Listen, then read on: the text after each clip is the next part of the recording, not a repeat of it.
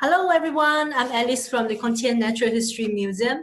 I hope you enjoy all the talks and the video clips that we shared and also the music bands that we have as well. Right, time flies and we're 5 this year. Can you believe it? Before I hand over to my co-host, Martin, who is at the museum lobby with our special guest and the beautiful birthday cake, let me share with you some of the well wishes from our friends, members, and partners for the 5th anniversary. We are just minutes away from the main celebration. Okay, I think I saw the feed. Martin, are you ready to take over? Thank you very much, Alice, who is hosting today's event over Zoom. Good afternoon. A big thank you to those of you joining us at the Lee Kong Chian Natural History Museum at the National University of Singapore, and to those of you joining us virtually over the internet. We are here this afternoon to celebrate the LKCNHM's 5th anniversary. At the LKCNHM today, we have Professor Tommy Koh, Ambassador at Large, Professor Tan Chua Chuan, former President of NUS, Professor Tan Ning Chai, President of NUS, Professor Peter Ng, head of the LKCNHM, as well as our supporters. To start us off, Professor Peter Ng will say a few words. Professor Ng.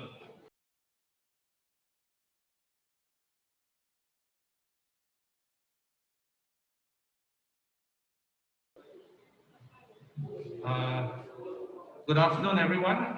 Firstly, to the crowd that's here, thanks for coming. Well, today is an interesting occasion for us because it's been a fair number of years since it opened. It's been 5 years since the museum was formally launched in 2015. It's been 50 years since the museum migrated from the National Museum in Stamford Road to the university. It's almost 150 years since the museum was first set up back in the 1800s when Raffles came up with the idea. Time passes very fast, and of course, the museum over this long period has reinvented, adapted to the changes over so many years, and we have come out in a different form. The present reincarnation, the present Lee Kong Chian Natural History Museum is the product of the support of a lot of supporters and donors over the years. Now, today, in this challenging environment, we've decided to hold a celebration to a very small crowd. Under normal cases, we'll probably have a much larger group of people with all our friends and supporters, and there's lots of them, but we can't. So for today, I'm glad to be able to at least welcome Prof. Tommy Koh, the man responsible for a lot of the things that happened here. We have also invited two of the gentlemen that have made this thing possible. The past president of NUS, Chua Chuan, the present president of NUS, Ning Chai, and these gentlemen over all the years since the journey started in 2004, 2005, have been very supportive in one way or the other. The most important thing our two presidents have done is not shot me, because the ideas and the challenges we had faced when it was first broached sounded unsurmountable. Prof. Koh has given me immeasurably more work than I wished. In 2004, he broached the idea that we should have a natural history museum. And that stressed out me, stressed out the Dean of Science at the time, in Chian, was dean there. And we had to do a study to advise NUS how it can be done. Amazingly, that journey ended up where we are today. It's a long journey, and of course, it involved a lot of work from Prof. Leo Tan and his team, in which we had to raise the funds to build this wonderful place that's here. And this place, its construction, its establishment, together with the fact that we are here today, is testimonial to all the hard work that's been put in by an awful lot of people. I need to keep this close to me. Oh yes, that's why I write these things down. Sometimes I forget. I also want to put on record Word of thanks to the past president of Singapore, right, Mr. S.R. Nathan, who was a strong, very, very strong supporter of the museum, and he helped Prof. Ko, myself, and Leo cross a lot of bridges. And for that, we are very grateful. Unfortunately, he can't be with us today. That's life.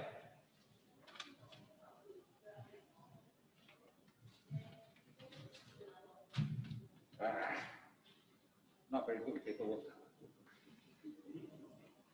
The museum has done substantially a lot of things over the last 5 years. We have done expeditions, we have done all sorts of interesting projects, some of which are usually difficult to do, but we have accomplished them nevertheless. The museum has now built a strong financial base. We have capable young people with a lot of commercial and strong private level support. And for today, I would have liked to bring all my sponsors down, especially Lee Foundation and many of the larger sponsors that supported us the years, but because of this stupid virus, oh, not supposed to say that. Because of the virus, okay, we have had just to limit the number. So today I'm glad Mr. H.H. Tan, Mr. Matthew Ting, and Mr. Von Lee have been able to join us at least to represent all the many donors we have and support us on this long journey that's coming up ahead still. We are lucky in the museum because we have actually accomplished quite a lot of things even as we move on to the next step. So I'm glad the museum has reached this 5-year milestone. So without saying any more, I'm going to pass this to the chairman of the museum, Prof. Tommy Ko.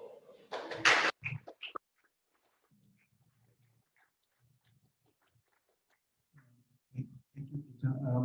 I want to explain that I've taken out my mask because I've noticed that when the PM, the ministers and members of the Singapore Parliament spoke in a recent sitting of the Parliament, they were allowed to take off their masks when speaking. So since Professor Tan Chor Chuan is here from the Ministry of Health, I want to ask him to approve by not wearing a mask when I'm speaking. May I have your permission, sir, to speak without a mask? Thank you. So, because my wife sent me a message to put my mask on. But since Professor Tan Chor Chuan is here, I want to begin with a point which is very much in the news these days, question of local talent versus foreign talent. Yeah? And I'm in favor of both local talent and foreign talent. But my fundamental principle is that we must first nurture our own talent. And we welcome foreign talent to complement, not to subordinate our talent. Yeah? And my wife asked me to point out, we were having lunch together, and she asked me to point out to all of you today that our current president, Professor Tan Chai, and his immediate predecessor, Professor Tan Chor Chuan, are both Singaporeans. And under their very able leadership, NUS has ascended the scale of ranking of universities, and NUS today is regarded as one of the top universities of Singapore. So,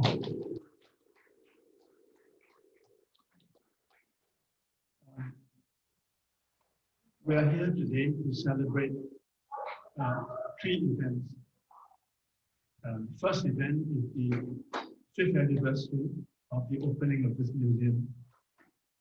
The second event is the 50th anniversary of the acceptance by NUS of the Natural History Collection, sometimes referred to as the Raffles Collection, from the old National Museum of Singapore. And the third event is to witness the marriage between Rachel Teo and me.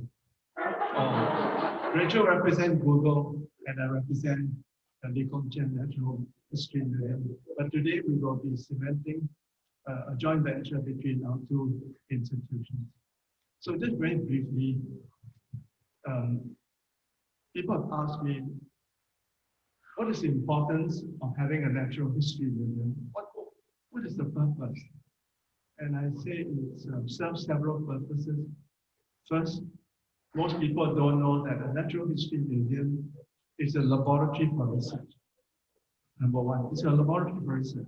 Scientists come here to do research based on the specimens we have and the literature that our scientists have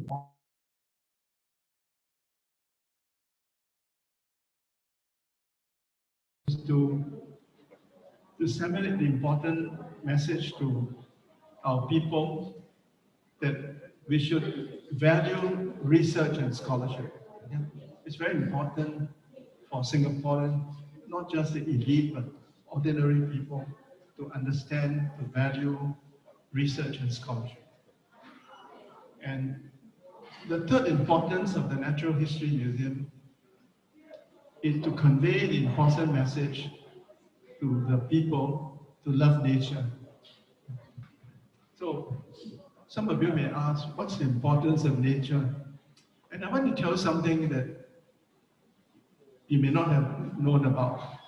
If you go to the World Health Organization, you'll be very surprised to see the inscription, protect and preserve the source of human health, ... nature. And in this time of pandemic, I think it's important for us to understand that the health of the planet, the biodiversity, the ecosystems are inseparably linked to human health. So those are the importance of having a natural history museum. This is the 50th anniversary, as I said earlier, of the acceptance by the university of this precious natural history collection that was housed in the old National Museum. There's a wonderful saying that when you drink water, you must remember its past.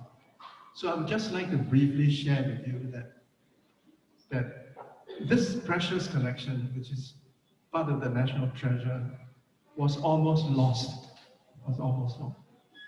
At one point, the government did not value this collection and wanted to give it away.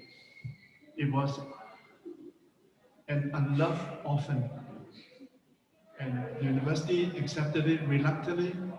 It wasn't given a choice, but the government decided by edict that the collection will go to the university. And because it was an unloved orphan, it was housed in rather shabby conditions. Yeah? And it migrated from place to place. In this unpropitious journey, there were two people who played a heroic role in preserving this precious collection. And these are Eric Alfred, who unfortunately passed away, and a wonderful lady, Peter didn't invite her, Mrs. Yang Changman. She's not well. Well, Mrs. Yang, the hero, the heroic story of this collection is Mrs. Yang. Mrs. Yang Changman single-handedly saw to it that the collection was not lost, it wasn't broken up, it wasn't sold. And she galvanized the support of many foreign scientific friends of Singapore to tell the government that you have a really precious collection in your hands. Please take good care. I would humbly suggest to Leo and to Peter that we must do something to honor the memory of what Mrs. Yang did. Yeah? Don't forget what she did, because without her, this collection could have been lost.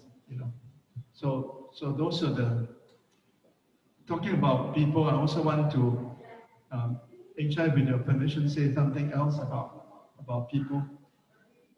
Now that I'm in my 80s, I naturally take a great interest in the way older people are treated by the world in general and by Singapore in particular.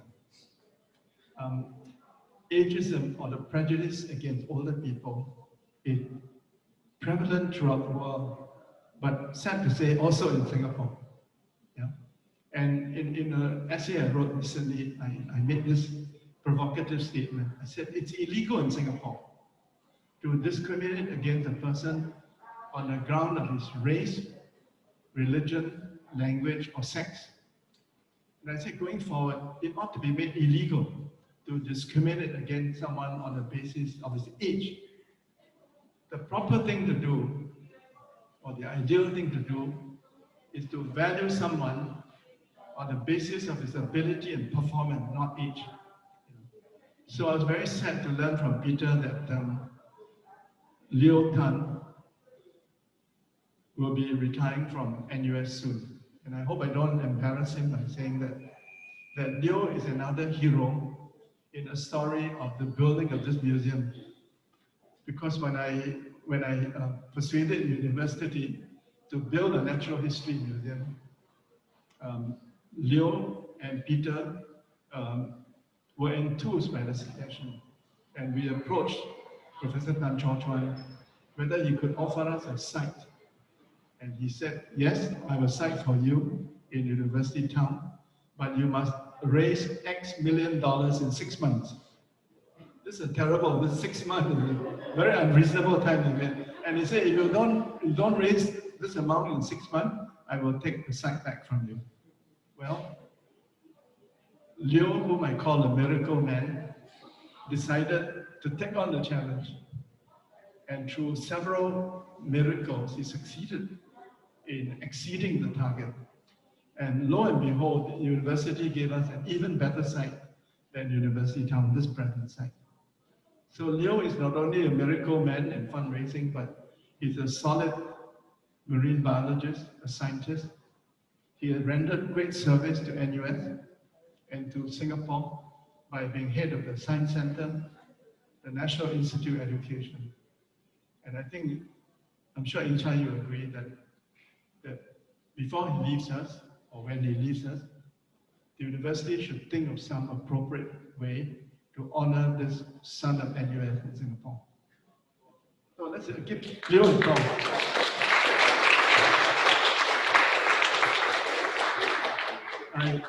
I'm also very sad to learn that because of a compulsory retirement age at NUS, the lady that makes this place hum, make sure that this institution is financially sound and everybody turn up on time and do what she dictates. Belinda Teo will also be leaving us too. I just want to say that, Belinda, this museum would not be what it is without you. And we will always remember your contributions. Thank you very much. Now, I'm supposed to launch this book today.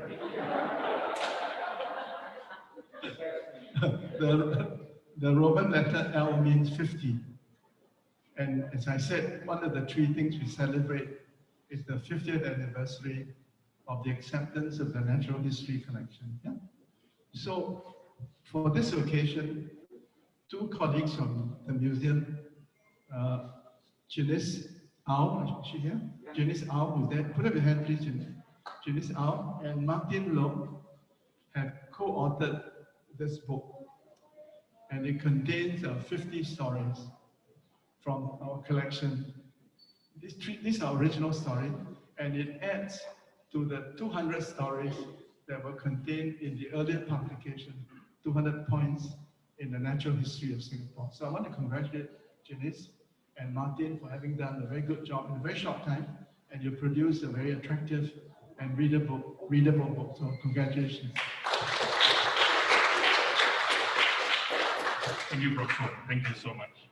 And thank you also for being so indulging us and being so ready to also launch another program that we are doing today.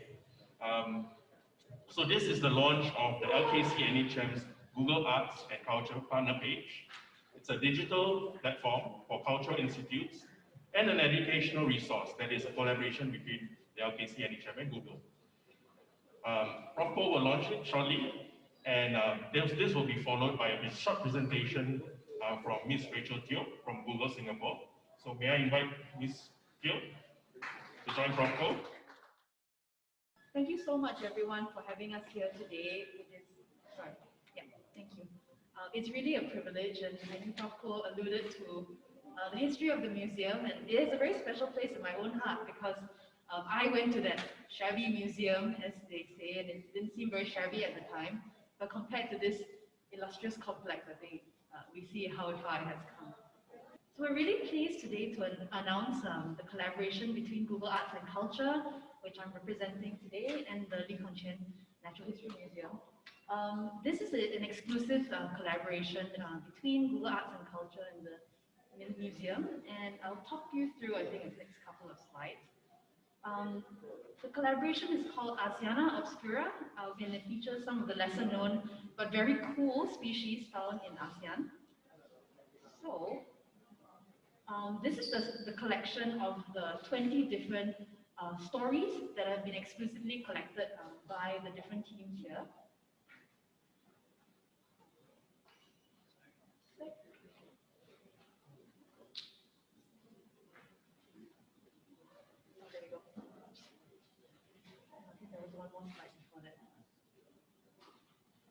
This is the cyborg story, and then we'll go into a bit of this isopod story later on as well.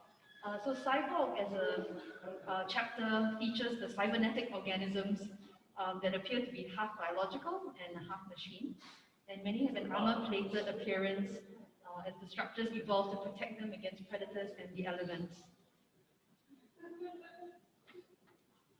The next one is a tiny 3 mm long land snail called Plectostoma sciathilium. I hope I pronounced that right.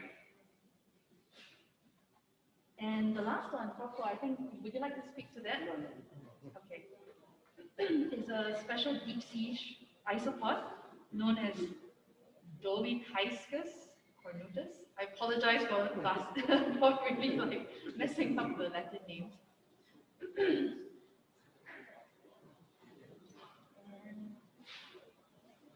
And this last deep sea shrimp, which I understand is Prof's favorite, if I'm not wrong, was found between 559 and 571 meters off Java in Indonesia during the South Java Deep Sea Biodiversity Expedition in 2018, and as testimony to the museum's collaboration with the ASEAN members. It's a very unique specimen. It was the only individual collected and was named this year as Glyphocrangan ceratyrostris. And it possesses a unique mechanism to lock its abdomen to protect against predators, like a reactive body armor. Yeah, and so that brings us to the end of this collection. Thank you, Professor Koh and Ms. Teo for launching the Google Arts and Culture page of the LKCNHM. No anniversary event would be complete without a cake. We would now like to invite Professor Tommy Koh, Professor Tan Chuan Chuan, and Professor Tan Ning Chai to come and cut the cake.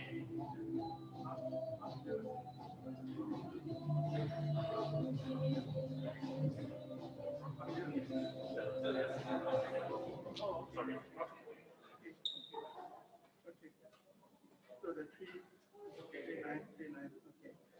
Professors, please cut the cake. 1, 2, 3.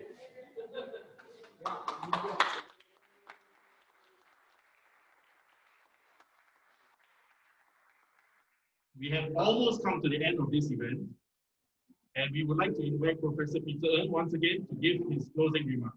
Professor Ng. Okay, proceedings have gone very fast. I need to make a statutory declaration here. We do not completely endorse what Prof. Tommy Koh has said because he has said some controversial things. Right? I need to present a certain deniability. It doesn't mean that we disagree with him. We agree with him wholeheartedly, right? But he is a diplomat, so he can get away with more things than I can. On a more light-hearted point is that, in a way, 5 years is not a long time. We are glad we have reached this particular milestone, and they've asked me to say a few concluding words before we break off and have a normal day. My concluding words actually are quite simple. The museum will carry on with all the activities that have made it successful. The expeditions, the surveys and discoveries highlighted when Rachel presented the Global Arts and Culture platform, are things that the museum strongly believes in, and we will continue. The museum, like our government, is gradually moving towards its next phase. Everybody talks about 4G in the next generation of our government. Well, the museum is evolving to its own 4G. As Prof said, we had 2 generations of leaders for the museum that ensured its survival, that it was intact, and it was well. As we now move on, the present generation will gradually have to get a new group of young people who have passion in natural history to take over. Not because the old folks are useless, but the world has to progress, and it requires new blood to help challenges for a future in which the older generation may or may not understand so well. And it's required expression. This morning, you would have read in the Straits Times a piece by some of our young Turks, sharing with everybody what they feel the future might be. The future is exciting. Even in these awful times we're in, to be very blunt, the future is actually very exciting. Opportunities to come in the future will be interesting, and there are many things the museum can do, and it will progress on what Prof has said. Our interest, we are curiosity driven. We want to go and find out strange places, strange animals, to go where few people have gone before, and come back with strange things like a deep sea cockroach that looks like Darth Vader. That's cute. And we want to do more of that because this is what we're here for. Not just in Singapore, but throughout the region. Our hunting ground, our interest area has always been Southeast Asia. It's very ASEAN-centric, which is something we very strongly believe in. We work with our team here, we work with our ASEAN friends, and we want to grow things. So much we can do. The young people in this museum have been built 5 years ago, Prof, you may or may not know. They call this is the place of the impossible. And after the opening, after the saga of the whale, saga of the dinosaurs, we're almost inclined to believe that impossible is the normal way of life. And I hope that this same aspiration will carry on in the years ahead. And with that, I think I'll end the proceedings here today. We can go and enjoy this very nice cake. And the younger people here ponder, what do you want the museum to be for the future? Because it's basically in your hands. Thank you.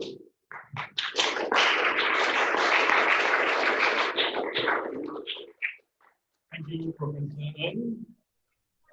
We have now come to the end of this anniversary event.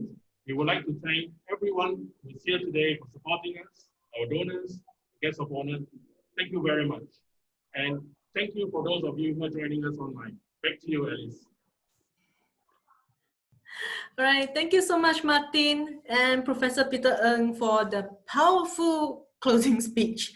The e-celebration has now officially ended, and thank you all for participating today, coming so early to join our celebration. And once again, thank you so much to all the staff and speakers for your time for today. And of course, not to forget all the participants that had actually joined us for the talks as well. Thank you and stay safe, everyone. Have a good weekend. Take care. See you. Bye.